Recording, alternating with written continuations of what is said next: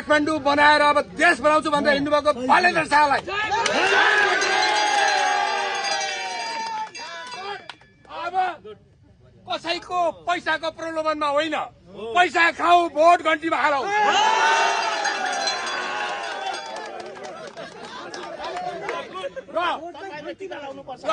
बालेन्द्र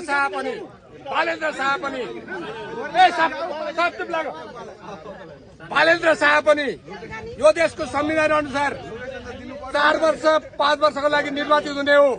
उहाँले पनि गलत गरे त्यसको हिसाब गरेर हामी जान्दछौँ, तर हामीलाई विश्वास छ हामी नेपाल र नेपाली जनतालाई उहाँले धोका दिनुहुन्न।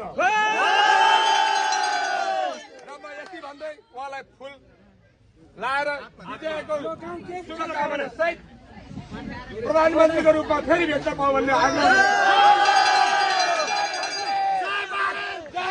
के बोल्नु छ भने बोल।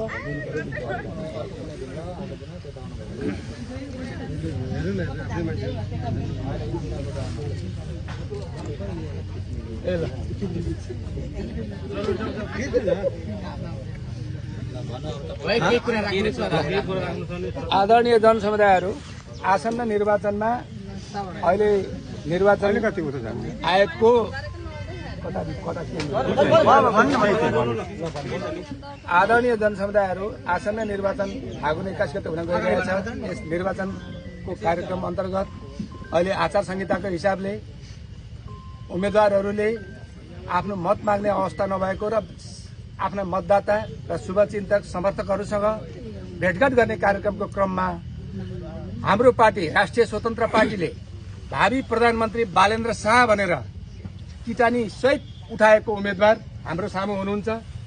आज उहाँ हाम्रो घर दैलोमा आउनु भएको छ र 21 गते हुने निर्वाचनमा बालेन्द्र शाहलाई अत्यधिक बहुमतले जिताएर यो देशको भावी प्रधानमन्त्री बनाऊ र योभन्दा अगाडि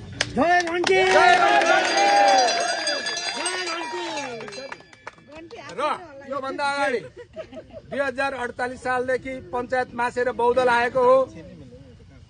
बहुदलीय व्यवस्था सुरुवात भएदेखि यहाँ विभिन्न राजनीतिक दलका नेताहरू आएर हामी सामान्य गरिब किसान जनताका छोराछोरीलाई भ्रममा पार्दै आफ्ना स्वास्नी छोराछोरी आफन्तलाई मात्रै मोटाउने काम गरेको, राष्ट्र र जनताको हितमा कुनै काम नगरेको नाताले काठमाडौँ बनाएर अब देश बनाउँछु भनेर हिँड्नुभएको बालेन्द्र शाहलाई अब कसैको पैसाको प्रलोभनमा होइन, पैसा खाऊ भोट घन्टीमा हालौ।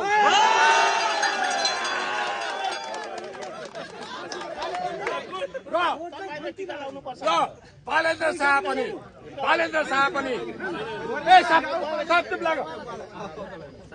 शाह पनि यो देशको संविधान अनुसार 4 वर्ष 5 वर्षको लागि निर्वाचित हुने हो। उहाँले पनि गलत गरे त्यसको हिसाब गरेर हामी जान्दछौँ, तर हामीलाई विश्वास छ हामी नेपाल र नेपाली जनतालाई उहाँले धोका दिनुहुन्न। र म यति भन्दै उहाँलाई फुल लाएर विजयको शुभकामना सहित प्रधानमन्त्रीको रूपमा फेरि भेट्न पाऊ भन्ने आग्रह।